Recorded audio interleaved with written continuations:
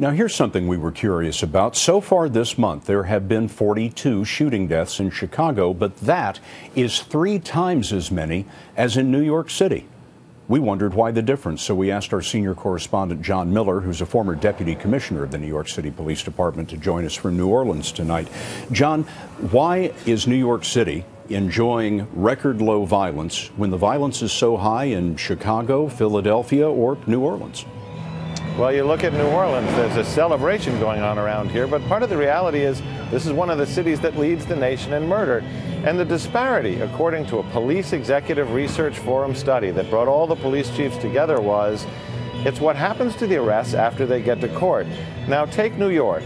They have a 3 to 5 year mandatory minimum. That means if that gun charge ends up in front of a judge, you're almost certain to go to jail for 3 years. In Chicago, you've got a 50-50 chance that you're not going to do any jail time almost. 33% of those cases are dismissed outright. So if you're caught with a gun in New York, whether you've used it in a crime or not, you're going to jail for 3 to 5 years, but not in Chicago.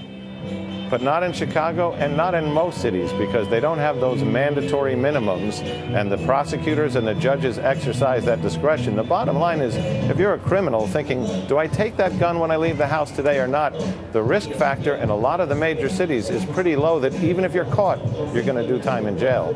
John, thanks very much.